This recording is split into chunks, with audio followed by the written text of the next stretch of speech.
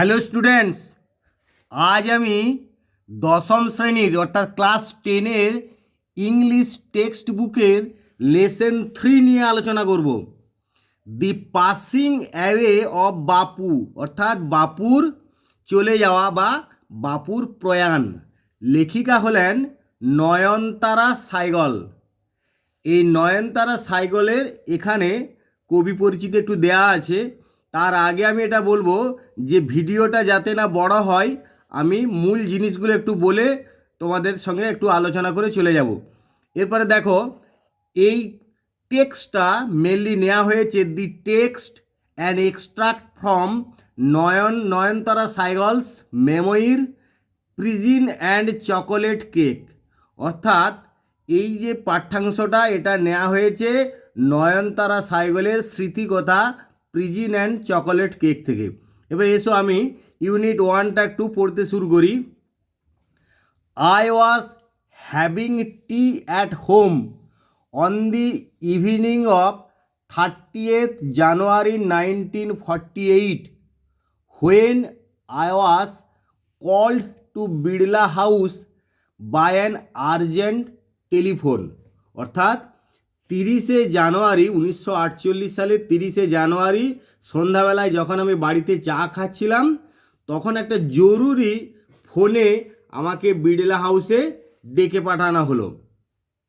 Gandhiji had been shot on his way to a prayer meeting.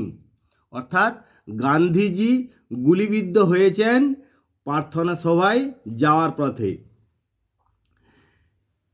Gandhiji had been shot on his way to a prayer meeting, অর্থাৎ গান্ধীজি গুলিবিদ্ধ হয়েছেন প্রার্থনা সভায় যাওয়ার পথে। I was numb with shock as I got into the car. আমি যখন গাড়িতে উঠছিলাম প্রায় শোকের আঘাতে অসাড় হয়ে গিয়েছিলাম। At the Birla house Gandhiji's relatives and followers had গেদার্ড round his body. ওই বিড়লা হাউসে গান্ধীজি যে সমস্ত আত্মীয় স্বজন বা তার অনুগামীরা রয়েছেন, তারা সেই দেহ ঘিরে রেখেছিল, তাঁর দেহ ঘিরে রেখেছিল। There was silence in the room as Gandhiji breathed his last.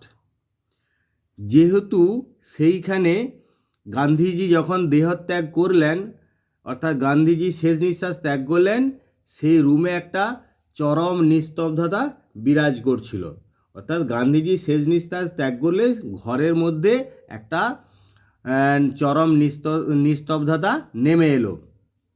Words of Bapuji's death had spread through Delhi like a flame fanned by wind. এই বাপুজির মৃত্যুর খবরটা একবার ঠিক বাতাস লাগা আগুনের শিখার মতো দিল্লিতে ছড়িয়ে পড়ল। Out of sad groups of main and women had collected around Birla house. অর্থাৎ সেই বিষণ্ণ যে সমস্ত পুরুষ মহিলা রয়েছে, তারা দলে দলে বিড়লা হাউসে ভিড় জমাচ্ছিল। Out of every window one could see a brown blur of faces. অর্থাৎ প্রতিটা জানালা দিয়েই দেখা যাচ্ছিল যে বাদামি রঙের অস্পষ্ট মুখের একটা ভিড়। They did not make a sound. তারা কেউ শব্দও করছিল না। There was an unnatural silence. একটা অস্বাভাবিক নীরবতা নেমে এলো। It was as if time stood still for those few minutes. মনে হচ্ছিল যেন কয়েক মুহূর্তের জন্য সময়টা থমকে গেছে। The people were too stunned. The people were too stunned to speak in the beginning. শুরুতে লোকেরা এতটা আঘাত পেয়েছিল যে তারা যেন কথা বলতে পারছিল না। অর্থাৎ শুরুর দিকে মানুষ এতটাই হতভম্ব হয়ে গিয়েছিল যে কথা বলতে পারছিল না। Later they clamoured wildly shouting and crying. এই ক্লেভার কথাটা মানে এইখানে দেওয়া আছে দেখো, ডিমান্ডেড লাউডলি, অর্থাৎ হইচই করে দেওয়া বা হইচই জুড়ে দেওয়া। ক্লেমার্ড, CLAMOURED, ক্লেভার কথাটা মানে হচ্ছে ওই ক্রমাগত উচ্চ কলরব করা বা হইচই জুড়ে দেওয়া। তো later they clamoured wildly shouting and crying, অর্থাৎ পরবর্তীকালে বা পরে তারা তুমুল চিৎকার করতে শুরু করে দিল আর কাঁদতে লাগলো। পরে তারা তুমুল চিৎকার শুরু করে দিল আর কাঁদতে লাগলো। দে জসেলড one another in a stampede to break into the house. এই স্ট্যাম্পিড কথাটার অ্যাকচুয়াল মানে কি না, স্ট্যাম্পিড কথাটার মানে হচ্ছে যে হঠাৎ হুড়োহুড়ি করে পড়া, হঠাৎ হুড়োহুড়ি করা, সেটাই বলে স্ট্যাম্পিড। তাহলে পুরো সেন্টেন্সটা কি মানে হলো না, তারা বাড়িতে ঢোকার জন্য যেন হুড়োহুড়ি করে একে অপরকে ঠেলাঠেলি করতে। জসেল কথাটা মানে হচ্ছে ঠেলাঠেলি করা, অর্থাৎ একে অপরকে জসেল ওয়ান অ্যানাদার, একে অপরকে ঠেলাঠেলি করতে লাগলো। In a stampede to break into the house, সে বাড়িতে জোর করে ঢোকার জন্য তারা একে অপরকে ঠেলাঠেলি শুরু করতে লাগলো। They claimed, they calmed a little, CALMED, এটা কামড উচ্চারণ করবে। They calmed a little when it was announced that they would be allowed to see Gandhiji before the funeral. যখন ঘোষণা করা হলো যে অন্ত্যেষ্টিক্রিয়ার আগেই গান্ধীজিকে দেখতে দেয়া হবে, তখন তারা একটু শান্ত হলো। কামড মানে শান্ত হলো। When one is faced with the shock of a loved one's death, one whimpers, what will become of me now, now that he has left me. When one is faced with the shock of a loved one's death, one whimpers. অর্থাৎ এটা মানেটা কি না, যখন কেউ প্রিয়জনের মৃত্যুতে আঘাত পায় সে তখন মৃত্যুজনিত মানে কাতর কণ্ঠে, এখানে হুইম্পার মানে হচ্ছে যে কাতর কণ্ঠে আওয়াজ করা, অর্থাৎ মানুষ যখন কোনো ভালোবাসার লোকের মৃত্যুজনিত শোকের মুখোমুখি হয় তখন গুঁগিয়ে উঠে বা কাতর কণ্ঠে বলতে থাকে, কি বলে না, তিনি তো আমায় ছেড়ে চলে গেলেন বা সে তো আমায় ছেড়ে চলে গেল, এবার আমার কি হবে, অর্থাৎ what will become of me, আমার কি হবে। নাও দ্যাট, নাও দ্যাট মানে যেহেতু, হি হ্যাজ লেফট মি, এই নাও দ্যাটকে একসঙ্গে মানা হয় যেহেতু, অর্থাৎ যেহেতু তিনি বা সে আমাকে ছেড়ে গেল এখন আমার কি হবে। এরকম আমরা প্রিয়জনের মৃত্যুতে অনেকে বিলাপ করতে থাকে। This was surely the question uppermost in the mind of the mourning people. This was surely the question uppermost in the mind of the mourning people, অর্থাৎ এই সকার্ত মানুষগুলোর মাথায় নিশ্চিতভাবে এরকম প্রশ্নটাই ঘুরছিল। মর্নিং পিপল মানে সকার্ত লোকজন। They looked like lost children, তারাকে কীরকম দেখাচ্ছিল না, মনে হচ্ছিল যেন হারিয়ে যাওয়া শিশুর দল। They looked like lost children. It was the question in many of our hearts as we sat still shocked and unbelieving, অর্থাৎ এই একই প্রশ্ন আমাদের অনেকের হৃদয়েও ঘুরছিল, যারা তখন আমরা মর্মাহত অবস্থায় বসেছিলাম আর বিশ্বাস করে উঠতে পারছিলাম না, অর্থাৎ অ্যান্ড আনবিলিভিং, অর্থাৎ বিশ্বাস করে উঠতে পারছিলাম না। স্টিল শকড মানে তখন আমরা প্রায় মর্মাহত অবস্থায় বসেছিলাম। We listen to the broadcast telling the people of India that their Bapu was no more. আমরা ব্রডকাস্ট মানে রেডিওয় ঘোষণা করা, অর্থাৎ টেলিকাস্ট মানে টিভিতে ঘোষণা করা। তাহলে we listen to the broadcast, আমরা সেই রেডিও ঘোষণাটা শুনলাম যে ভারতবাসীকে বলা হচ্ছে তাদের বাপু আর নেই। যাই হোক, দেখো এগুলো মানেগুলো আমি একটু আগেই বলে দিলাম। এরপর কম্প্রিহেনশন এক্সারসাইজ, এখানে choose the correct alternative to complete the following sentences. নিম্নলিখিত বাক্যগুলো সম্পূর্ণ করার জন্য সঠিক বিকল্প উত্তরটি তোমাদেরকে বেছে নিতে হবে। Gandhiji had been shot, Gandhiji had been shot on his way to a prayer meeting, তোমাদের এখানে রয়েছে, তোমরা দেখলে একটু আগেই। The author came to know of Gandhiji's death by a telephone call. তারপরে দেখো, when one is faced with the shock of a loved one's death one whimpers. Fill in the chart with information from the text. Date on which Gandhiji was shot dead, কোন তারিখে গান্ধীজি গুলিবিদ্ধ হয়েছিলেন না? 30th January 1948। Place where Gandhiji breathed his last, Gandhiji যেখানে শেষ নিঃশ্বাস ত্যাগ করেছিলেন সেই জায়গাটা কি না? বিড়লা হাউস। এটা কোথায় না? দিল্লি। তাহলে তোমরা বিড়লা হাউস তোমাদের একটু দিল্লি লিখে দেবে। Information given by the broadcast, এই রেডিও যে সম্প্রচার হলো তাতে কি খবরটা দেওয়া হলো না? বাপু ওয়াজ নো মোর। এরপর দেখো state whether the following statements are true or false, true না ফলস নিচের বিবৃতিগুলি সেগুলো বলতে হবে। Provide sentences phrases words in support of your answer, অর্থাৎ তোমাদের সাপোর্টিং স্টেটমেন্টে লিখতে হবে কোন ফ্রেজ বা সেন্টেন্স বা শব্দগুলো দেখে তুমি এটাকে ট্রু বা ফলস বললে। এখানে যেহেতু ট্রু ফলস লিখতে বলেছে তোমরা বানান করি ট্রু ফলস লিখবে, টিএফ লিখবে না। তাহলে আমি সেইভাবেই লিখেছি। দেখো, the author received an urgent telephone call in the meeting, তাহলে লেখক একটা জরুরি টেলিফোন কল পেলেন ইন দি মর্নিং, অর্থাৎ সকালে, কিন্তু সকালে তো তিনি পেলেন না। তাহলে I was having tea at time on the evening, এটা সন্ধ্যাবেলা পেয়েছিলেন। তাহলে আমি এই অংশটা দেখো হুবহু রয়েছে, তোমরা দেখতে পারো। আই ওয়াজ, এই যে এখানে দেখো প্রথমই রয়েছে, প্রথমই তোমরা পাবে যে I was having tea at home on the evening of 30th January 1948। তাহলে সেরকম আমি এখানে লিখে দিলাম I was having tea at home on the evening of 30th January 1948। এবারে এইখানটা আমাদের এই অংশটাতে বলা হয়েছে, তাহলে পুরো সেন্টেন্সটা আমি মাঝে কিছুটা গ্যাপ দেওয়ার জন্য এমনি ডট ডট দিয়ে এরকম করা যায়, কিন্তু শেষ অংশটা আবার লিখে দিলে আর্জেন্ট টেলিফোন দিয়ে, এইটা কিন্তু এরকম আবার একটা তোমাকে ইনভার্টেড কমাটা দিতে হবে, এটা খেয়াল করবে। তারপর দেখে people attempted to break into the Birla house, ঠিকই বটে, লোকেরা জোর করে সে বিড়লা হাউসে ঢোকার চেষ্টা করছিল, তাহলে ট্রু। তাহলে দে আমরা এখানে লাইনটা পাবো, দেখো, they jostle one another in a stampede to break into the house, তোমরা টেকটা পড়লেই এটা খুঁজে পেয়ে যাবো অতি সহজেই। এবার ট্রু বললে তারপরে এই অংশটা লিখলে। দি news of Gandhiji's death did not shock the people, এটা একেবারেই ভুল, যে গান্ধীজির মৃত্যু সংবাদ লোকেদেরকে মানে আঘাত করেনি বা লোকেরা এতে আহত হয়নি, এটা কিন্তু ভুল, তাহলে ফলস।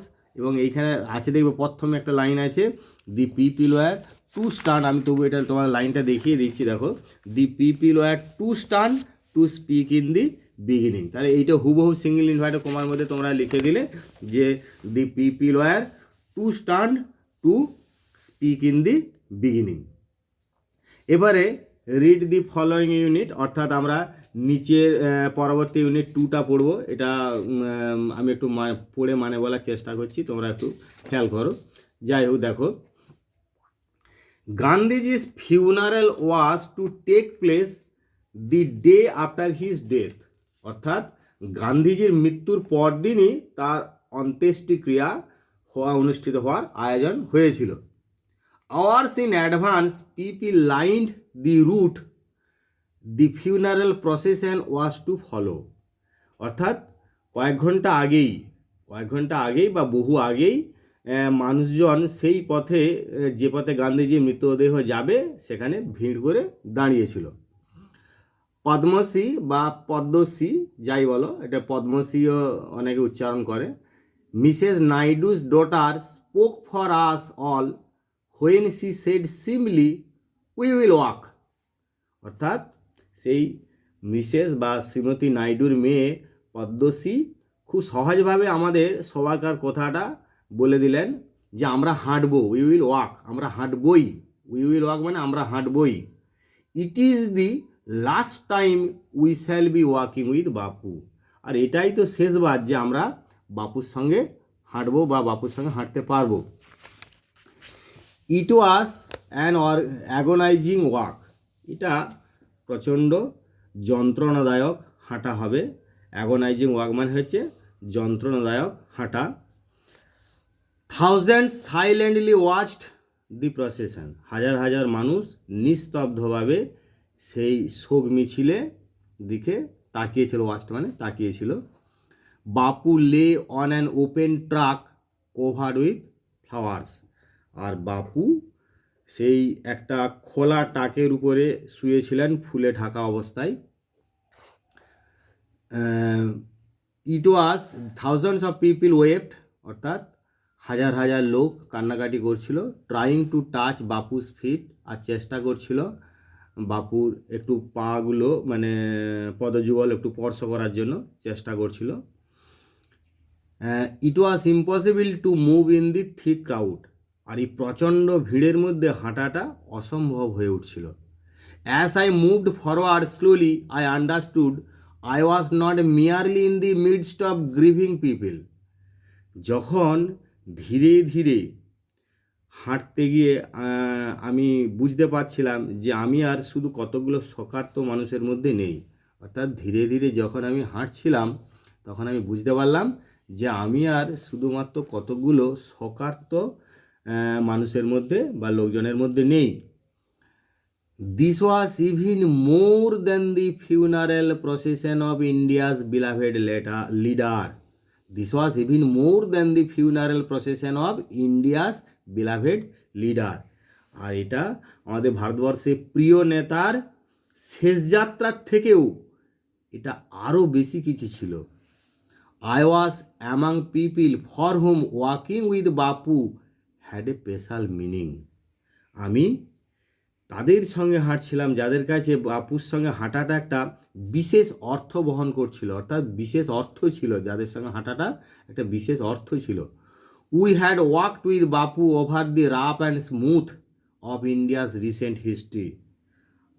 আমরা we had walked with Bapu, আমরা বাপুর সঙ্গে হেঁটেছিলাম, আমরা বাপুর সঙ্গে হেঁটেছিলাম সম্ভবত মানে ভারতের সাম্প্রতিক ইতিহাসের বন্ধুর ও মসৃণ পথ ধরেই। অর্থাৎ ভারতের যে সাম্প্রতিক ইতিহাসের বন্ধুর এবং মসৃণ পথ আছে তা সেটা ধরেই আমরা বাপুর সঙ্গে অনেক হেঁটেছি। We had walked with Bapu, আমরা বাপুর সঙ্গে হেঁটেছি over the rough and smooth of India's recent history. তা ভারতের যে সাম্প্রতিক ইতিহাসের অনেক মসৃণ এবং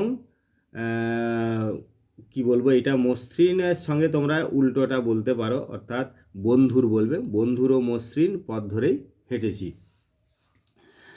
তারপরে দেখো, we could not now accept the fact that the man who had led us over many difficult paths was never going to walk with us again.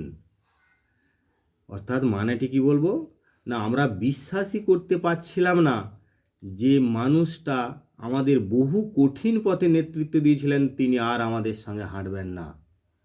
অর্থাৎ আমরা বিশ্বাস করতে পারছিলাম না যে মানুষটা আমাদের সঙ্গে বহু কঠিন পথে একসঙ্গে হেঁটেছিল সেই মানুষটা আর আমাদের সঙ্গে হাঁটবেন না। বাপু's slight figure had walked, staff in hand, over a large part of India. এটি মানেটি কি বলবো না, ভারতের বিস্তীর্ণ অংশে পাতলা চেহারার সেই এখানে এই মানেটা তোমরা বলবে, যেটা স্লেন্ডার মানেটা, স্লাইট ফিগার মানেটা, এই স্লাইট ফিগারটা হচ্ছে স্লেন্ডার অর্থাৎ পাতলা ছিপছিপে বা খর্বাকৃতি। তাহলে এখানে কি মানাটা হয়ে যাচ্ছে না, বাপু slight figure had walked staff in hand over a large part of India. সেই ভারতের বিস্তীর্ণ অংশে সেই পাতলা চেহারার বাপু লাঠি হাতে হেঁটেছিলেন। তারপরে দেখো, ইট ওয়াজ না to walk is to make slow progress. আর হাঁটা মানেটাই তো হচ্ছে ধীরে ধীরে এগিয়ে যাওয়া। It is to think with clarity and closely look at all that is around you, from small insects to the horizon in the distance. তাহলে it is to think with clarity, তার মানে কি না, এতে পরিষ্কারভাবে চিন্তা করা যায়। It is to think, it is to think, it is to think with clarity and closely look at all that is around you, from small insects to the horizon in the distance. অর্থাৎ এতে পরিষ্কারভাবে চিন্তা করা যায় ও কাছ থেকে চারদিকে ছোটোখাটো যে পোকামাকড় আছে তার থেকেও দূরের দিগন্ত রেখা অবধি সব কিছু দেখা যায়। অর্থাৎ আমরা এটা এই হাঁটাতে কি হয় না, পরিষ্কারভাবে চিন্তা করা যায়, আর কাছ থেকে চারদিকে ছোটোখাটো পোকামাকড় সহ দূরের দিগন্ত রেখা অবধি সব কিছু দেখা যায়। মোর over two walk was open the only way open to the average Indian. Moreover মানে কি, উপরন্তু বা তাছাড়াও বা এছাড়াও সাধারণ ভারতবাসীর জন্য প্রায়শ হাঁটাই ছিল একমাত্র উপায়। অ্যাভারেজ ইন্ডিয়ান মানে এখানে অ্যাভারেজ কথাটা অ্যাকচুয়ালি মানে হচ্ছে গড়, তাই এখানে অ্যাভারেজ ইন্ডিয়ান মানে গড় ভারতীয় না বলে সাধারণ ভারতবাসী বা সাধারণ ভারতীয়র ক্ষেত্রেই মানাটা বলবে। It required no vehicle except his own body and cost him nothing but his energy. অর্থাৎ যে এটা মানেটা কি বলবো না, আর এর জন্যে আমাদের তাদের নিজের শরীর ছাড়া অন্য কোনো যানবাহনের প্রয়োজন হতো না, আর এর জন্য নিজের শক্তি ছাড়া অন্য কোনো খরচও নেই। অর্থাৎ ইট রিকোয়ার্ড নো ভেহিক্যাল, এটা কোনো যানবাহনেরই দরকার নেই এক্সেপ্ট হিজ ওন বডি, তার নিজের শরীর ছাড়া, and cost him nothing but his energy, আর কোনো কিছুর খরচও নেই তার শক্তি ছাড়া। Gandhiji took this necessity as he took much that was commonplace and transformed it into a joyful effort। আর গান্ধীজি এই আবশ্যকতা মানে নেসেসিটি মানে এই আবশ্যকতাটা বা এই প্রয়োজনীয়তাটা কি গ্রহণ করেছিলেন, এবং এটিকে তিনি অন্য অনেক যে সাধারণ ব্যাপারগুলো আছে যা তিনি গ্রহণ করেছিলেন তার মধ্যেই আনন্দময় প্রচেষ্টায় রূপান্তরিত করেছিলেন। অর্থাৎ Gandhiji took this necessity, Gandhiji এই প্রয়োজনীয়তাটাই গ্রহণ করেছিলেন অ্যাজ ই টুক মাচ, যেমনটি সে বা তিনি আরও অনেক কিছু গ্রহণ করেছিলেন দ্যাট ওয়াজ কমন প্লেস, যেগুলো খুবই সাধারণ ব্যাপার বা তুচ্ছ ব্যাপার, অ্যান্ড ট্রান্সফর্মড ইট, আর এটাকে রূপান্তরিত করেছিলেন কিসে না ইনটু এ জয়ফুল এফর্ট, অর্থাৎ আনন্দময় প্রচেষ্টায়।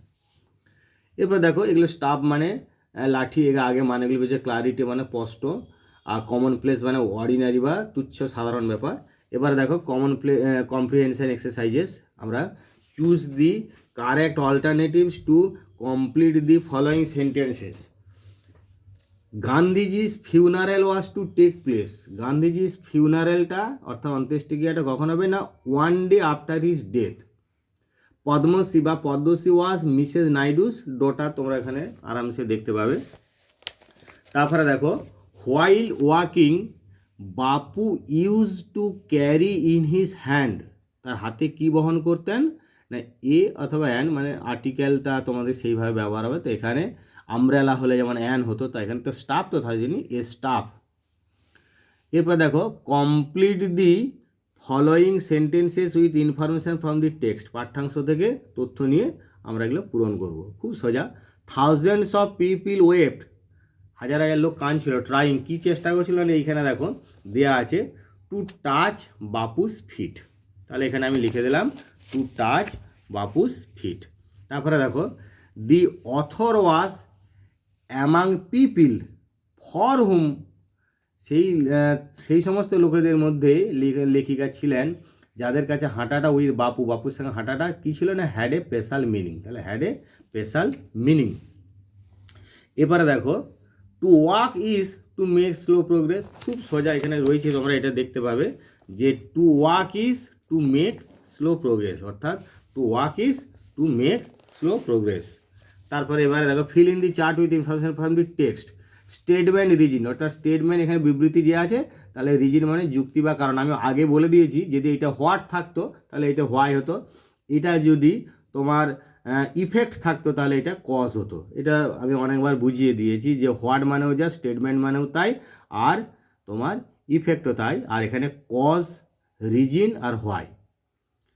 তাহলে এরকমভাবে ধরতে হবে যে স্টেটমেন্ট যদি এটা হয়, অর্থাৎ ইট ওয়াজ ইম্পসিবল টু মুভ, এটা আগিয়ে যাওয়া অসম্ভব ছিল, তাহলে কারণটা কি না দি ক্রাউড ওয়াজ থিক, এখানে রয়েছে একবার হুবহু তোমরা পেয়ে যাবে। Padmashri declare that they would walk with Gandhiji in the funeral procession, Padmashri ঘোষণা করলো যে তারা হাঁটবে গান্ধীজির সঙ্গে ইন দি ফিউনারাল প্রসেশন, সে অন্ত্যেষ্টিক্রিয়ার শোভাযাত্রায়।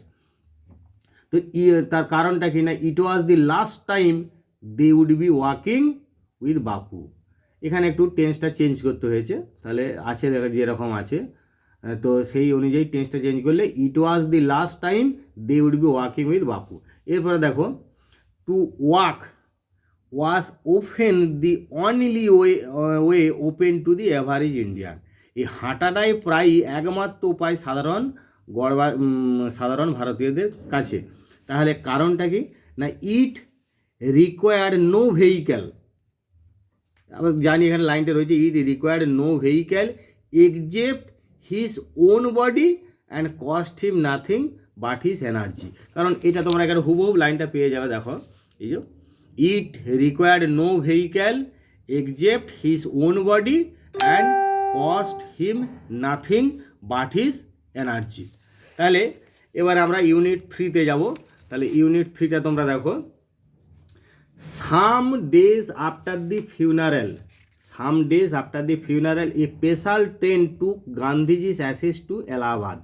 অর্থাৎ অন্ত্যেষ্টিক্রিয়ার কিছুদিন পরে, some days after the funeral, অন্ত্যেষ্টিক্রিয়ার কিছুদিন পরে কী হলো, একটা স্পেশাল ট্রেন, একটা বিশেষ ট্রেন টু গান্ধীজিস অ্যাসেস, অর্থাৎ গান্ধীজির ছাইভস্যকে এলাহাবাদে নিয়ে যাওয়া হচ্ছিল একটা বিশেষ ট্রেনে করে। The compartment was decked with flowers, অর্থাৎ কামরাটা ফুল দিয়ে সাজানো হয়েছিল। People on the train sang bhajans, অর্থাৎ এই ট্রেনে যে লোকজন ছিল তারা ভজন গাইছিল। People did not weep anymore, লোকেরা আর কান্নাকাটি করেনি।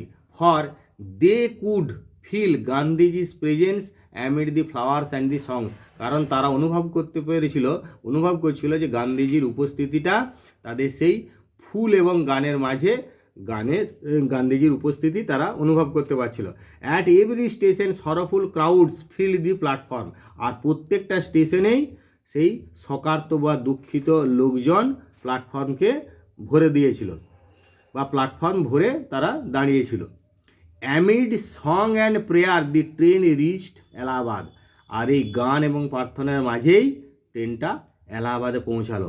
দি ashes were immersed in the Ganges, সেই ছাইভস্য গঙ্গাতে বিসর্জন করা হলো।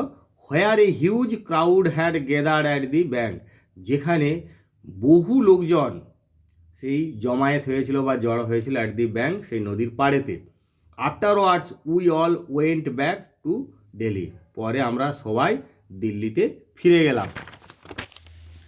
ব্যাক ইন দিল্লি, অর্থাৎ দিল্লিতে ফিরে এসে back in Delhi, I felt at sea. এই অ্যাট সি কথাটার মানে কি না, কোথাও মানে হতভম্ব, অর্থাৎ কোথাও মানে হচ্ছে কুলকিনারা খুঁজে না পাওয়া, এরকম মানে, বা দিশেহারা হওয়া। তাহলে দিল্লিতে ফিরে এসে আমি যেন নিজেকে দিশেহারা বোধ করলাম। I had not directly walked with Gandhiji, gone to prison at his call, or made any sacrifice for my country. আমি কখনো প্রত্যক্ষভাবে গান্ধীজির সঙ্গে হাঁটিনি এবং তার আহ্বানেতে কারাগারেও যাইনি, তার সঙ্গে প্রত্যক্ষভাবে হাঁটিনি, বা কোনো দিন জেলেও যাইনি বা কারাগারেও যাইনি, এবং দেশের জন্য কোনো আমি স্বার্থ ত্যাগও কিছু করিনি। My sisters and I and other young people like me had been merely onlookers, আমার বোনেরা এবং আমি এবং অন্যান্য আমাদের মতন এরা কম বয়সী তরুণ লোকেরা কী করেছিল, হ্যাড বিন মিয়ারলি অনলুকার্স, কেবলমাত্র দর্শকের ভূমিকায় ছিল, অর্থাৎ তারা শুধুমাত্র যেন দর্শকই ছিল। But still I felt at she, কিন্তু তবুও আমি যেন দিশেহারা বোধ করলাম নিজেকে, বা আমি নিজেকে হতভম্ব বরণ করলাম, মনে হলো যেন আমি অথই সমুদ্রে পড়ে গেছি। I felt I had grown up within a magic circle, আমি অনুভব করলাম আমি যেন বড় হয়েছিলাম একটা জাদুবৃত্তের মধ্যে যেন বড় হয়েছিলাম, এরকম অনুভব করলাম। উইথ বাপুস পাসিং অ্যাওয়ে, আর বাপুর চলে যাওয়াতে I felt the magic circle had vanished, আমার অনুভব হলো সেই জাদুবৃত্তটা যেন অদৃশ্য হয়ে গেছে, অর্থাৎ জাদুবৃত্তটা আর আমাদের মধ্যে নেই, উদাও হয়ে গেছে, আমার মধ্যে নেই, উদাও হয়ে গেছে। লিভিং মি আনপ্রোটেক্টেড, আমাকে যেন অসুরক্ষিত অবস্থায় রেখে। With an effort I রাউজড my self, খুব চেষ্টা চালিয়ে আমি নিজেকে আবার জাগিয়ে তুললাম। আই আস্কড মাই সেলফ, আমি নিজেকে জিজ্ঞাসা করলাম, had Babu lived and died for nothing, বাপু কি বৃথাই বেঁচেছিলেন বা মারা গিয়েছিলেন? অর্থাৎ আমি নিজেকে জিজ্ঞাসা করলাম, বাপু কি যে শুধু শুধুই বেঁচেছিলেন আর এমনকি শুধু শুধুই মারা গেলেন? How could I so easily lose courage, কীভাবে সহজেই আমি এরকম সাহস হারিয়ে দিতে পারি। When he was no longer দেয়ার, যখন তিনি আর আমাদের মধ্যে নেই, কিভাবে আমি অতি সহজেই এই সাহস হারিয়ে দিতে পারি। My values were not so weak, আমার মূল্যবোধ এতটা দুর্বল ছিল না। তারপরে দেখো, millions of people would have been ordinary folk but for Bapu, হয়তো বাপু ছাড়াই বা বাপু না থাকলে কি হতো না, লক্ষ লক্ষ মানুষ নিতান্তই সাধারণ মানুষ হয়ে যেত, লক্ষ লক্ষ মানুষ নিতান্তই সাধারণ মানুষ হয়ে যেত বাট ফর বাপু, বাপু না থাকলে বা বাপু ছাড়া। He brought them out of indifference, তিনি কি করেছিলেন না, তাদেরকে সেই উদাসীনতা নির্লিপ্ততা থেকে তুলে আনলেন।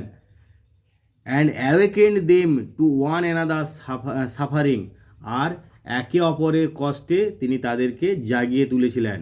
সাফারিং মানে কষ্ট এখানে। What if now Bapu is গন, আমরা বাপু চলে গেলেই বা কি হবে, কি হয়ে গেছে, বাপু চলে গেছে বলে কি হয়ে গেছে। উই আর স্টিল দেয়ার, আমরা তো এখনও রয়েছি। Young strong and proud to bear his banner before us, সেই তরুণ শক্তিশালী আর তার পতাকা বহন করার জন্য আমরা গর্বিত। বাপু হ্যাড পাসড অ্যাওয়ে, বাপু আমাদের ছেড়ে চলে গেছেন। But his India would continue to live in his children, কিন্তু তাঁর ভারতবর্ষ তাদের সেই সন্তানদের মধ্যেই কন্টিনিউয়াসলি, অর্থাৎ বেঁচে থাকবে, তাদের সন্তানের মধ্যে চিরদিন বেঁচে থাকবে। এরপরে দেখো, ডেকড মানে ডেকোরেটেড, অর্থাৎ সাজানো। ইনডিফারেন্স মানে ল্যাক অফ ইন্টারেস্ট, অর্থাৎ উদাসীনতা। এবার আমরা কম্প্রিহেনশনে যাব। Choose the correct alternative to complete the following sentence, নিম্নলিখিত বাক্যগুলো সম্পূর্ণ করার জন্য সঠিক বিকল্প উত্তরটা তোমাদেরকে বেছে নিতে হবে। গান্ধীজির অ্যাসেস ওয়ার টেকেন টু, গান্ধীজির ছাইভস্য বা চিতাভস্যটা নিয়ে যাওয়া হয়েছিল এলাহাবাদে, তোমরা জানো। A huge crowd had gathered by the, কোথায় না, সে গঙ্গার ধারে বহু লোকজন জমায়েত হয়েছিল, তাহলে গ্যাঞ্জেস। তারপরে দেখো, Gandhiji awakened people to one another suffering, সেই কষ্টে যন্ত্রণায় লোকেদেরকে তিনি জাগিয়ে তুলেছিলেন। Complete the following sentences with information from the text, অর্থাৎ পাঠ্যাংশ থেকে তথ্য নিয়ে নিম্নলিখিত বাক্যগুলো পূরণ করতে হবে। এগুলো খুব সোজা, দেখো রয়েছে। People on the special train, লোকেরা কী করছিল সেই বিশেষ ট্রেনে না, sang bhajans. The author felt she had grown up within, লেখিকা অনুভব করেছিলেন কি না, তিনি একটা ম্যাজিক সার্কেলের মধ্যে বড় হয়েছেন, অর্থাৎ within a magic circle. Bapu had passed away, Bapu চলে গেছেন বা মারা গেছেন। But his India would continue to live in his children, এটা একদম শেষ লাইনে আছে, দেখো শেষের দিকে। Fill in the chart with information from the text, আমরা পাঠ্যাংশ থেকে আবার তথ্য নিয়ে নিম্নলিখিত এই কজ ইফেক্ট, যেটা আমি এর আগে বলেছিলাম যে কজ থাকলে সেটা হচ্ছিল রিজন আর ইফেক্ট থাকলে সেটা হচ্ছিল স্টেটমেন্ট, সেরকম এখানেও দেওয়া রয়েছে কজ ইফেক্ট একই জিনিস, ওই স্টেটমেন্ট রিজনের মতনই। তাহলে দেখো, ফল যদি এইটা হয়, people did not weep anymore, people আর কাঁদেনি, তাহলে কারণটা কী ছিল না, people could feel Gandhiji's presence amid the flowers and the song, সে লাইনটা হুবহু রয়েছে যে লোকেরা অনুভব করছিল গান্ধীজির উপস্থিতি সেই ফুল এবং গানের মধ্যেই। দি ম্যাজিক সার্কেল ভ্যানিশড, এটা যদি কারণ হয়, অর্থাৎ সেই জাদুবৃত্তটা অদৃশ্য হয়ে গেল, তাহলে ফল কী হবে না, দি অথর ফেল্ট আনপ্রোটেক্টেড, লেখিকা নিজেকে অসুরক্ষিত বোধ করলেন। এরপর দেখো, ফলাফলে ঘরে দেওয়া রয়েছে, the author felt that she would not lose courage so easily, লেখিকা অনুভব করলেন যে তিনি সহজেই সাহস হারাবেন না। কারণটা কী ছিল, the author's values were not so weak, অথরের বা লেখিকার সেই মূল্যবোধ ততটা দুর্বল ছিল না। গ্রামারি নিউজ, এখানে দেখো তোমাদের প্রেজেন্ট পার্টিসিপিল, এই যে ইনফিনিটিভ পার্টিসিপিল বা তোমাদের noun in apposition, adverbial phrase, এইগুলো নিয়ে আমার একটা ভিডিও করা আছে। তোমরা অতি অবশ্যই ফ্রেজ, ইনফিনিটিভ, পার্টিসিপিলের যে ভিডিও করা আছে তোমরা বারবার বলছি সেই ভিডিওটা দেখে নেবে। ফ্রেজ, পার্টিসিপিল আর এর ভিডিওটা বারবার বলছি দেখে নেবে, সেইটা দেখলেই বুঝতে পারবে। আমি শুধু উত্তরগুলো তোমাদের এখানে বলার চেষ্টা করছি। কি উত্তরগুলো দেখো, join the following pairs of sentence into a single sentence. এটা বারবার খেয়াল করবে, সিঙ্গেল মানে একটা মাত্র বাক্যে করতে হবে। এটা সিঙ্গেল কথাটা, সিঙ্গেলের সঙ্গে সিম্পল গুলিয়ে দেওয়া না, এটা সিঙ্গেল সেন্টেন্স মানে একটা মাত্র বাক্যে, একক একটা মাত্র বাক্যে জয়েন করতে হবে। তো এখানে দেখো কিভাবে জয়েন করতে হবে, ব্র্যাকেটে দেওয়া আছে। I saw a snake, I ran away. Participle দুই প্রকার, তোমরা ওই ভিডিওটা দেখবে, প্রেজেন্ট পার্টিসিপেল আর পাস্ট পার্টিসিপেল। তাহলে এখানে পার্টিসিপেল তুমি প্রেজেন্ট বা পাস্ট পার্টিসিপেলে যোগ করতে পারো। তাহলে আমি একটা সাপ দেখলাম, আমি আই র্যান অ্যাওয়ে অর্থাৎ আমি দৌড়ে পালালাম। তাহলে আমি সাপটা দেখে দৌড়ে পালালাম, তাহলে কি করব না, seeing a snake I ran away, seeing a snake I ran away. তারপরে দেখো, হি learns music, he listens to the chords, অর্থাৎ সে গান শিখছে, সে কর্ড শুনে। তার মানে কি, we use preposition with gerund. Gerund ওখানে ভিডিওটা করা আছে, দেখবে। জেরান্ড অর্থাৎ ভার্বের আইএনজি ফর্ম, নাউন এবং এর সঙ্গে একই সঙ্গে নাউন এবং ভার্বের কাজ করবে। তো তাহলে কি বলবো, সে মিউজিকটা শুনছে, মিউজিকটা শিখছে গান কর্ড শুনে শুনে, অর্থাৎ he learns music by listening to the chords. এখানে দেখো এই যে বাই লিসেনিং, তার মানে এটা আমাকে প্রিপোজিশন উইথ জেরান্ড হচ্ছে বাই লিসেনিং। তাহলে he learns music by listening to the chords. তারপরে দেখো, gold is a precious metal, it is use to make ornaments. এখানে নাউন ইন অ্যাপোজিশন, অর্থাৎ যে নাউনটা রয়েছে সেটার আমি তার যে কমপ্লিশন বা তার আমি বাড়তি ইনফরমেশানটা দেবো, মানে অ্যাডজেক্টিভ ফ্রেজটা দেবো, সেটা আমি সেইভাবে নাউন ইন অ্যাপোজিশন করে করবো। যেমন কীভাবে বলছি দেখো, যে সোনা যেটা হচ্ছে একটা মূল্যবান ধাতু, সেটা ব্যবহার করা হয় অলংকার প্রস্তুতের জন্য। তাহলে এখানে আমি সেইভাবে দিচ্ছি, দেখো গোল্ড, কোমাটা কিন্তু অতি অবশ্যই জরুরি। গোল্ডের পর কোমা দেবে, এ প্রেসাস মেটাল, এবার এই কোমাটাও অতি অবশ্যই দেবে, is use to make ornaments. তাহলে এই নাউন ইন অ্যাপোজিশনে গোল্ড, এই নাউনটা এর অ্যাপোজিশনটা কী হচ্ছেন না, ইন অ্যাপোজিশনে এ প্রেসাস মেটাল। তারপরে দেখো বলা আছে, Ram has some money, he can buy books. তার মানে ইনফিনিটিভ, অর্থাৎ টু ইনফিনিটিভ, মানে রামের কিছু অর্থ আছে বই কেনার জন্য। তাহলে Ram has some money to buy books. তাহলে এখানে দেখো, Ram has some money to buy books, এটা তোমরা অতি অবশ্যই করতে পারবে, Ram has some money to buy books. তারপরে দেখো কি আছে না, দি স্কাই ওয়াজ ক্লাউডি, তাহলে কি বললাম না, উই পোস্টপন্ড আওয়ার জার্নি। তাহলে এটা নমিনেটিভ অ্যাবসলিউট, তার মানে কি, আকাশ মেঘলা হওয়ায় আমরা আমাদের ভ্রমণকে স্থগিত করেছিলাম। তাহলে কি হচ্ছে না, এখানে দেখো বলছি দি স্কাই বিং ক্লাউডি, এখানে এই নমিনেটিভ এখানে বলা আছে, যেটা যে আমরা নমিনেটিভ অ্যাবসলিউট ব্যবহার করছি, the sky being cloudy we postponed hour journey. এরপরে দেখো, দি বয় রোড দি অ্যান্সার, ছেলেটি উত্তরটি লিখেছিল, দি অ্যান্সার ওয়াজ ইনকারেক্ট, অর্থাৎ উত্তরটা ছিল ভুল। এবারে অ্যাডভার্বিয়াল ফ্রেজ, এটা যদি অ্যাডভার্ব বলতো তাহলে আমরা খুব সহজেই ব্যবহার করতে পারতাম, যে the boy wrote the answer incorrectly, অ্যাডভার্বে, কিন্তু অ্যাডভার্বিয়াল ফ্রেজ বলেছে। তাহলে আমাকে ফ্রেজ যদি করতে হয়, তাহলে আমি এরকম করছি, দেখো যে the boy wrote the answer in an incorrect way. তাহলে এই অ্যাডভার্বিয়াল ফ্রেজটা কী হচ্ছে, ইন অ্যান ইনকারেক্ট ওয়ে। যদি আমাকে অ্যাডভার্ব শুধু বলতো তাহলে ইনকারেক্টলি বলে দিলেই হতো, কিন্তু আমি এখানে বলতে চাই ইন অ্যান ইনকারেক্ট ওয়ে। এরপরে দেখো আমরা এইখানে চলে যাচ্ছি সরাসরি অ্যাক্টিভিটি 11-এ চলে যাব। অবশ্যই এখানে কি করতে বলেছে না, তোমাকে কম্পাউন্ড সেন্টেন্সে করতে হবে। Join the following pairs of সেন্টেন্সে ইন্টু সিঙ্গেল কম্পাউন্ড সেন্টেন্সে অ্যাজ ডাইরেক্টেড। এবার এখানে কম্পাউন্ড সেন্টেন্স করার জন্য আমাকে কি করতে হচ্ছে না, এইগুলো ব্যবহার করতে হচ্ছে। কোনগুলো না, এই যে বোথ অ্যান্ড, অর্থাৎ বোথ যদি আমরা বসাই তারপরে অ্যান্ড বসাতে হয়, সেগুলোকে আমরা কোরিলেটিভ বা কুমুলেটিভ কনজাংশন বলি। নট অনলি বসালে পরে বাট অলসো বসাবে, এরকমভাবে কুমুলেটিভ কনজাংশন। আবার বাট, স্টিল, ইয়েট, নেভার, দিলে, হাওয়েভার, মানে কি, এগুলো এই ফলাফল অর্থে বা এই অর্থে এরকম ব্যবহার করার জন্য এগুলোকে আমরা সবসময় অ্যাডভার্সেটিভ কনজাংশন বলছি। এগুলো হচ্ছে কুমুলেটিভ কনজাংশন, আচ্ছা হচ্ছে অ্যাডভার্সেটিভ কনজাংশনস। আর or, either or, neither nor, এগুলোকে বলছি অল্টারনেটিভ কনজাংশন। আর therefore, for, so, as, since, because, এগুলোকে বলছি ইলেটিভ কনজাংশন। ILLATIVE বানানগুলো খেয়াল করবে। কুমুলেটিভ CUMULATIVE কুমুলেটিভ কনজাংশন, আর অ্যাডভার্সেটিভ কনজাংশন এখানে হচ্ছে অল্টারনেটিভ কনজাংশন, আর এটা হচ্ছে ইলেটিভ কনজাংশন। এইগুলো দিয়েই আমি কম্পাউন্ড সেন্টেন্সগুলো এখানে করতে বলা আছে। খেয়াল করো যে join the following pairs of sentences into single compound sentences as directed. এবার এখানে দেখো দি ওল্ড ম্যান, সবসময় খেয়াল করবে এটা কম্পাউন্ড সেন্টেন্সে কিন্তু জয়েনটা করতে হবে। Compound sentence, simple sentence, complex sentence কাকে বলে তোমরা ওই সেন্টেন্সের একটা ভিডিও আছে, অতি অবশ্যই দেখবে, সেখানে একদম পরিষ্কারভাবে বুঝিয়ে দেওয়া আছে, অতি অবশ্যই ওই সেন্টেন্সের ভিডিওটা দেখবে। The old man is unwell, he can not go out, illative conjunction. Illative মানে কি? এই জন্যে, সেই কারণে, এই কারণে, এগুলোকে বলছি ইলেটিভ। তার মানে কি? বৃদ্ধ লোকটা অসুস্থ ছিল, সে যেতে পারেনি, he can not go out, সে বাইরে যেতে পারেনি। তাহলে আমি সেটাকে এইভাবে বলি যে the old man is unwell so he can not go out. তাহলে the old man is unwell so he can not go out, মানে বৃদ্ধ লোকটা অসুস্থ সেই জন্যই সে যেতে পারেন। তাহলে এখানে কমাটা অবশ্যই দিবে, so he can not go out. তারপরে দেখো he is honest, he is humble, এটা কুমুলেটিভ কনজাংশন। অর্থাৎ মানে কি?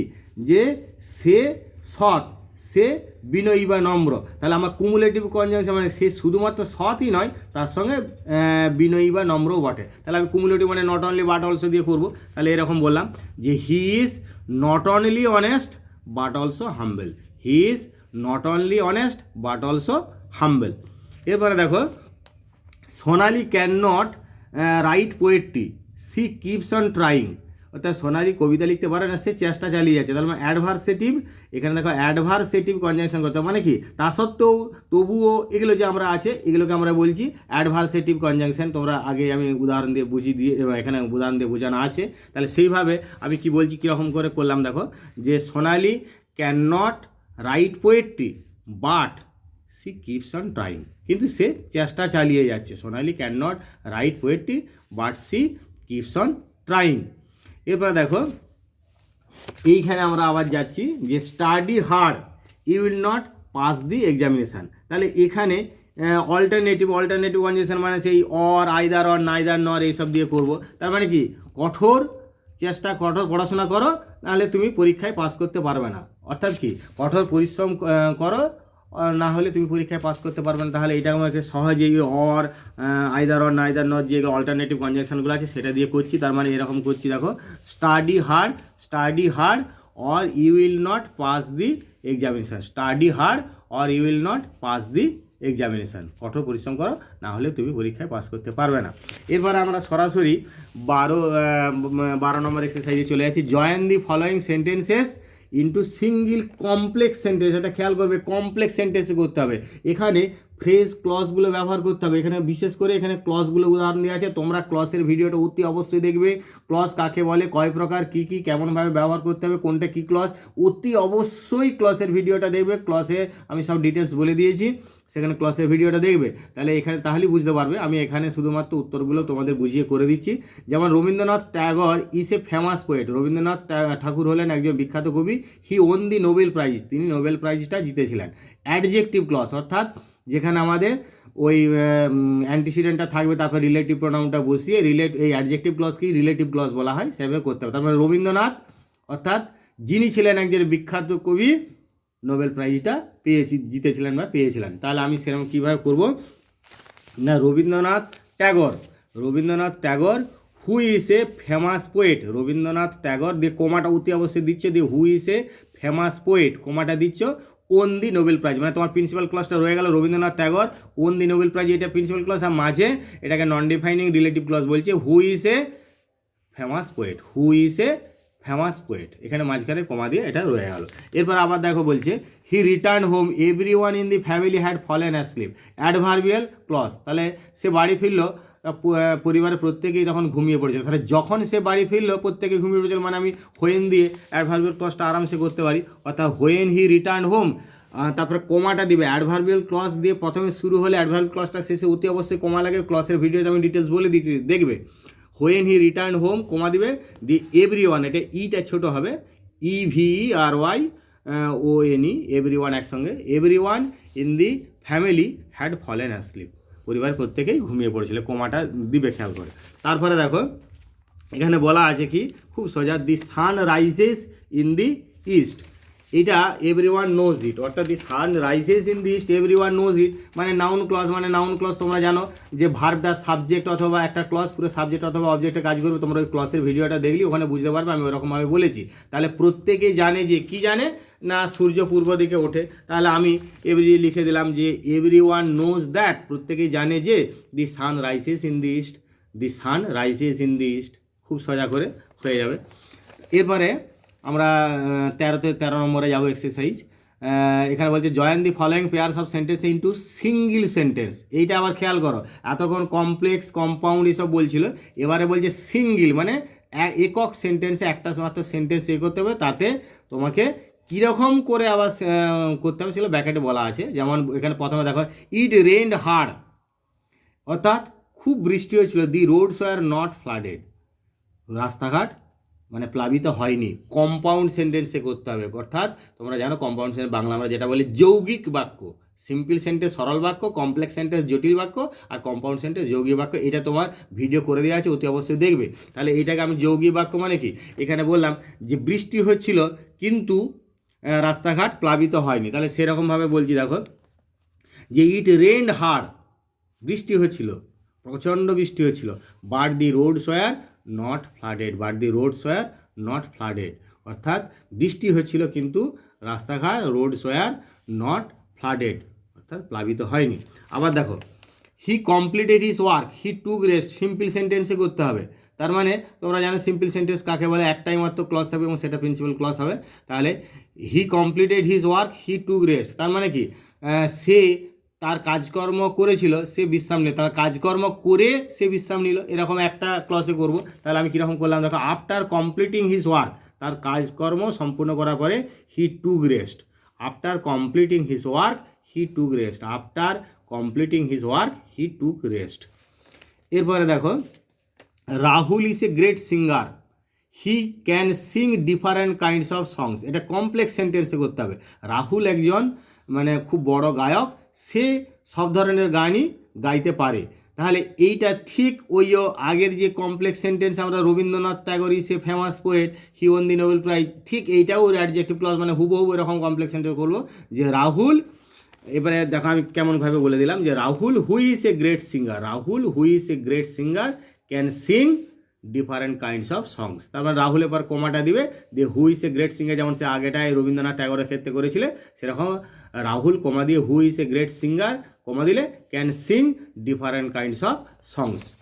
এরপরে আমরা সরাসরি 14 নম্বরে চলে যাচ্ছি। দেখো এখানে 14 নম্বরে কি বলেছে, এখানে বলছে split the following into two sentence, মানে জয়েনিংয়ের বিপরীত হচ্ছে স্প্লিটিং। তাহলে এখন জয়েন করছিল, এবার স্প্লিট করতে পারতে একটা সেন্টেন্স দেওয়া আছে সেটা ইনটু টু সেন্টেন্সে, দুটো বাক্যে স্প্লিট করতে হবে, খুবই সোজা। It rained and I could not leave my room, তার মানে কি বৃষ্টি হচ্ছিল আমি বেরোতে পারিনি, আমার ঘর ছাড়ে বেরোতে পারিনি বা ঘর ত্যাগ করতে পারিনি, তার মানে কি বৃষ্টি হচ্ছিল আমি ঘর ত্যাগ করতে পারিনি, খুব সোজা। তো তাহলে কী করলে যে এখানে সরাসরি ইট রেন্ড একটা বাক্য হয়ে গেল, I could not leave my room আমি ঘর ছাড়তে পারি না, একদম সুন্দর সোজা, এরকম দুটো বাক্য ভেঙে দিলে। তারপরে he thought that he could win the race, এটা সেই কমপ্লেক্স সেন্টেন্সে নাউন ক্লজ করা আছে, that he could win the race, he thought, তাহলে কি না he could win the race একটা বাক্য করলে হি থট ইট, সে এটা ভেবেছিল, এটা পুরো নাউন ক্লজে জয়েন করা আছে কমপ্লেক্স সেন্টেন্সে। তুমি এটাকে সিম্পল করে ভাঙলে দুটো যে হি, দেখো he could win the race, এটা সে রেস বা দৌড় প্রতিযোগিতায় জয়লাভ করতে পারতো, হি থট ইট সে এটা ভাবলো, তাহলে দুটো ছোটো ছোটো, অর্থাৎ যখন আমি জয়েন করবো he thought that he could win the race, এরকমভাবে হয়ে যাবে। এবারে দেখো having been informed of the travel the principal left for home, তার মানে কি সেই ঝামেলা সম্পর্কে প্রিন্সিপালকে জানানো হলো, সে ঘর ছেড়ে গেল, তার মানে কি তাহলে আগে প্রিন্সিপালকে জানানো হলো সেই ট্রাভেল বা ঝামেলা কষ্ট যন্ত্রণা ঝামেলা সম্পর্কে বা সেইটা সম্পর্কে জানানো হলো, তারপর প্রিন্সিপাল ত্যাগ করা গেল, তাহলে ঘর ছাড়লো। তার মানে তাহলে কী বলবো, the principal had been informed of the travel, the principal had been informed of the travel, the principal had been informed of the travel, he left for home, he left for home, the principal had been informed of the travel, এটা একটা বাক্য, আর he left for home এটা করে দিলে। তারপরে দেখো Nasir, who was the captain of the team. দেখো তোমরা এরকম জয়েন করেছো, একদম মনে করে দেখো রবীন্দ্রনাথ ট্যাগর বা রাহুল যে জয়েনগুলো করছিলে, তাহলে নাসির যে নন ডিফাইনিং, তার মানে কি এটা সেভাবেই ভেঙে দিলে হয়। একটা প্রশ্নের উত্তর আর একটা প্রশ্নের মধ্যে অনেক সময় পাওয়া যায়, বা একটা প্রশ্নের উত্তরে স্টাইলটা অন্য প্রশ্নও দেখে তোমরা করে নিতে পারবে। তাহলে এখানে কি সহজই করবে না, Nasir was the captain of the team, Nasir was the captain of the team, he scored a century, Nasir was the captain of the team, তারপরে বলে কি he scored a century, he scored a century, Nasir was the captain of the team, he scored a century. এরপর আমরা সরাসরি writing চলে যাব। Writing biography খুবই সোজা। বায়োগ্রাফি আমি রাইটিং কিভাবে করবে, আমি প্যারাগ্রাফ রাইটিংকে আমি দেখে দিয়েছি, সেখানে বায়োগ্রাফি রাইটিংয়ের ভিডিও আছে, অতি অবশ্যই সেই ভিডিও দেখে নেবে। এবং কিভাবে কয়েকটা ইন্ট্রোডাক্টরি সেন্টেন্স এবং কয়েকটা কনক্লুডিং সেন্টেন্স কীভাবে লিখতে হয় যে কোনো বায়োগ্রাফি রাইটিংয়ে, সেটা বলা আছে। এবং এখানে যা পয়েন্ট আছে তোমাদের 100 শব্দের মধ্যে লিখতে বলা আছে, চেষ্টা করবে 100 শব্দের মধ্যে লিখতে, 5-10টা কম বেশিতে কিছু এসে যাবে না। আমি তোমাদের অত্যধিক সহজভাবে সমস্ত পয়েন্টগুলোকে কভার করে লিখেছি, তবে সমস্ত পয়েন্টগুলো অবশ্যই চেষ্টা করবে, তুমি কোনো বাইরে থেকে মুখস্থ করে লিখছে ঠিকই, কিন্তু এখানে যে পয়েন্ট দেওয়া থাকবে সেই পয়েন্টগুলো তুমি একটিও বাদ দিতে পারবে না, সেই পয়েন্টগুলি অবশ্যই কভার করবে। তার সঙ্গে তোমার শব্দ লিমিটের মধ্যে সম্ভব হলে এক্সট্রা তুমি কোনো সেন্টেন্স বা পয়েন্ট যোগ করতে পারো, কিন্তু এখানের পয়েন্টগুলি মোটেই বাদ দেওয়া যাবে না, এখানের পয়েন্টগুলিকে কভার করেই তোমার এক্সট্রা যোগ করতে হবে, সেটি খেয়াল করতে হবে। এবং শব্দ লিমিটের মধ্যেই, যেটা বলে দেওয়া ওয়ার্ড লিমিটের মধ্যেই করার চেষ্টা করতে হবে। তাহলে আমি এখানে দেখা করেছি মৌলানা আবুল কালাম আজাদ। আগে অবশ্যই তুমি হেডিংটিতে দিলে যে বায়োগ্রাফিটা করছো, তো সেখানে দেখো কীভাবে হচ্ছে মেনি, একটা ইন্ট্রোডাক্টরি সেন্টেন্স কেমন লিখছি দেখো, many great men and women are born in India. অনেক মহান নারী পুরুষ ভারতবর্ষে জন্মগ্রহণ করেছেন, Maulana Abul Kalam Azad is one of them, তাদের মধ্যে একজন। He is the pride and glory of India, তিনি হলেন ভারতবর্ষের গর্ব এবং গৌরব। He was born on 11th November 1888, 1888 সালের 11 নভেম্বর তিনি জন্মগ্রহণ করেছিলেন। হি was a great freedom fighter, তিনি ছিলেন একজন মহান স্বাধীনতা সংগ্রামী। হি worked as a journalist, freedom fighter, he worked as a journalist, তিনি একজন সাংবাদিক হিসাবে কাজ করেছিলেন। অ্যান্ড প্রোটেস্টেড, এবং প্রতিবাদ করেছিলেন against the British Raj, British রাজের বিরুদ্ধে। সব পয়েন্টগুলো আছে, কাভার করছি দেখো। He was a great and enthusiastic supporter of Gandhiji's ideas, তিনি ছিলেন একজন মহান এবং একজন উৎসাহী উদ্যমী সাপোর্টার, অনুগামী অফ গান্ধীজিস আইডিয়াস বা ফলোয়ার, তিনি অনুসরণ করতেন গান্ধীজির আদর্শকে বা গান্ধীজির দর্শনকে। He became the first education minister of independent India, তিনি হয়েছিলেন স্বাধীন ভারতের প্রথম শিক্ষামন্ত্রী, education minister. He also composed poetry in Urdu, তিনি উর্দুতে কবিতা লিখতেন। He also composed poet in Urdu. He wrote many books like India wins freedom, তারপরে ঘুবার এক খাতির ইটিসি, তিনি অনেক বই লিখেছিলেন, যেমন ইন্ডিয়া উইন্স ফ্রিডম, ঘুয়ারে খাতির ইত্যাদি। As a sign of great respect and honour, প্রচণ্ড শ্রদ্ধা এবং সম্মানের প্রতীক স্বরূপ। এভরি ইয়ার, এটা এভরি ইয়ার দুটো আলাদা শব্দ, every year his birthday is observe, তার জন্মদিনকে পালিত হয় অ্যাজ ন্যাশনাল এডুকেশন ডে, জাতীয় শিক্ষা দিবস হিসাবে। হি পাসড অ্যাওয়ে অন 22 ফেব্রুয়ারি 1958, তিনি দেহত্যাগ করেছিলেন বা মারা গিয়েছিলেন 22 ফেব্রুয়ারি 1958 সালে। We pay our heartiest homage to his beloved soul, আমরা আমাদের আন্তরিক শ্রদ্ধা জ্ঞাপন করছি তার সেই প্রিয় আত্মার প্রতি। এবার এই প্রসঙ্গে বলি, লাস্টে আরও 2-3টে সেন্টেন্স তোমরা কমন সেন্টেন্স লাগাতে পারবে, কিন্তু যেহেতু শব্দ লিমিটটার মধ্যে আমাকে ঠিক রাখতে হবে, তাহলে এই পর্যন্তই আমরা লিখলাম। এরপরে আর একটা রাইটিং আছে দেখো, ফ্লো চার্ট। এই ফ্লো চার্টের একটা অবশ্যই ভিডিও করে দেওয়া আছে, তোমরা সেই ভিডিওটা দেখবে। সে ফ্লো চার্ট কীভাবে লিখতে হয়, মানে যেটাকে আমরা ফ্লো চার্ট বা ডেসক্রাইবিং এ প্রসেস এই নামে বলি, ডেসক্রাইবিং এ প্রসেস বা ফ্লো চার্ট এই নামে বলি। এটা একটা প্যারাগ্রাফ বা কী জিনিস তৈরি করতে হবে বা কীভাবে বানানো হয় সেই নিয়ে, এবং এখানে একটা হেডিং দিতে হবে। হেডিংটা প্রশ্নের মধ্যেই থাকে, প্রত্যেক প্রশ্নের মধ্যেই প্রায় থাকে, তোমাদেরকে একটু খুঁজে। যেমন দেখো না কি বলেছে, use the following flow chart to write a paragraph on মানে কিসের উপরে, না how a building is constructed. তোমরা এইটাই হেডিং করবে, অবশ্যই তোমরা এইটাই হেডিং করবে, how a building is constructed, মানে এইটাই আমার হেডিং রয়ে গেল। এরপরে আমি সেই পয়েন্টগুলো, এখানে যে পয়েন্ট আছে এবং এখানে পর পয়েন্ট যেভাবে দেওয়া আছে সেগুলোর সঙ্গে সেইভাবে করে যাব, এবং মাঝে আমরা বিভিন্ন লিঙ্কার ব্যবহার করব। দেখো কীরকমভাবে করেছি না, how a building is constructed, how a building is constructed, এবং হেডিংয়ের যা নিয়ম, আর্টিকেলটা ছোট, তারপর বাকি সব আর্টিকেল প্রিপোজিশন কনজাংশন মাঝে থাকলে ছোট হয়, বাকি সব শব্দের ক্যাপিটাল লেটার হয়। এরপরে দেখো টু মেক একটা ইন্ট্রোডাক্টরি একটা কি দুটো সেন্টেন্স লিখতে হয়, আমরা সেই ফ্লোচার্টের ভিডিওটা বা ডেসক্রাইবিং এর প্রসেসের ভিডিওতে বলেছি, তোমরা খেয়াল করবে।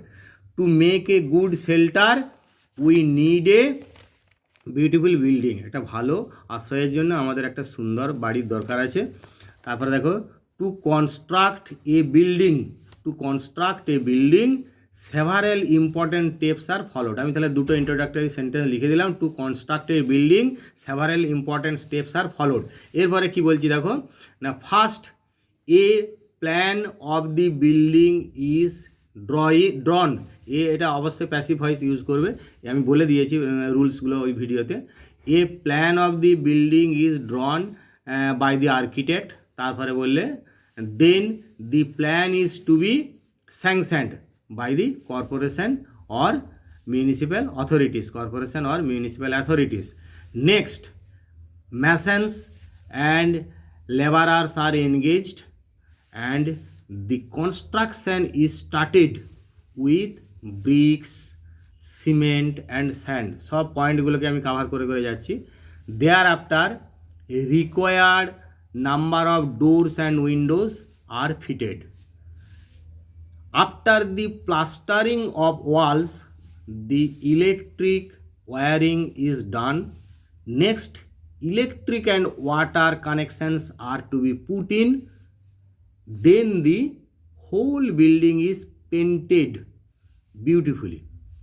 Now the building is complete and fit for living. তাহলে তোমরা দেখো এটা একদম 100 শব্দের মধ্যেই করা আছে, কিচ্ছু অসুবিধা নাই এবং খুব সহজ, এবং একটা পয়েন্ট আমি বাদ দিইনি, সেই পয়েন্টগুলোকে কভার করেছি। তোমাদের এখানে এক্সট্রা কিছু লেখার দরকার নেই, শুধু ইন্ট্রোডাক্টরি একটা কি দুটো সেন্টেন্স লিখলে এরকমভাবে লিখবে এবং লিখতেই হবে ইন্ট্রোডাক্টরি সেন্টেন্সটা, আর 100 শব্দের মধ্যেই হবে। আশা করা যায় কিছু অসুবিধা হয়নি তোমাদের, আর অসুবিধা হলে কমেন্ট করে জানাবে। ভিডিওটা শেষ পর্যন্ত দেখলে তার জন্যে তোমাদেরকে মেনি থ্যাঙ্কস।